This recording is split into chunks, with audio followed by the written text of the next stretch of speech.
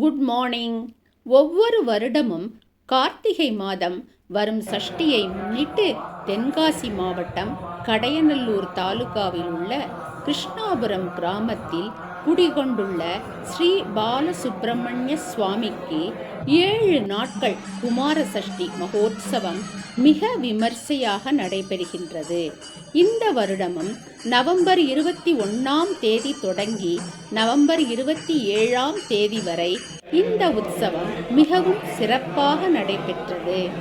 சஷ்டி உற்சவத்தின் முதல் நாள் மகா கணபதி ஹோமத்துடன் சுவாமி படம் கொண்டு வரப்பட்டு தினமும் காலை 7 மணி முதல் ருத்ர ஜபம், ருத்ரா அபிஷேகம், வேத பாராயணம், குஞ்சவிருத்தியுடன் சுவாமிக்கு லட்சார்ச்சனை செய்யப்பட்டு மகா மங்கள ஆரத்தியும் மாலை சொற்பொழிவுகள், பஜனை, கலை நிகழ்ச்சிகளுடன் இரவு லட்சார்ச்சனை, தீப ஆராதனையும் நடைபெறுகின்றது.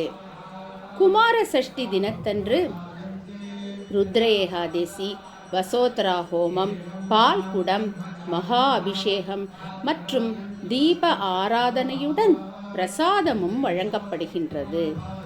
இந்த சஷ்டி உற்சவத்தின் மிகச்சிறப்பு பால்குடம்.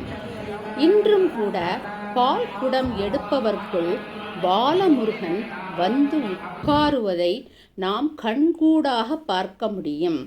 இந்த வருடம் அந்த முருகனை கண்ணார காணும் பாக்கியம் எனக்கு கிட்டியது.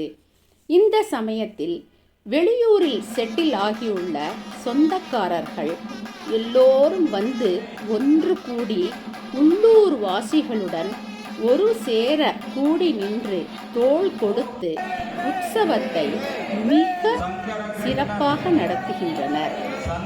அந்த பாலமுருகனை, வெற்றிவேல் முருகனை காண நமக்கு கண் கோடி வேண்டும்.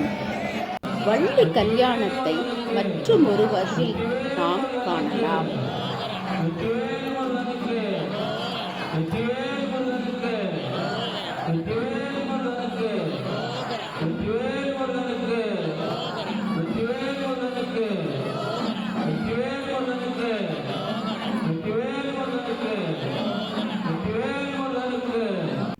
வெற்றிவேல் முருகனுக்கு அரகரோஹரா.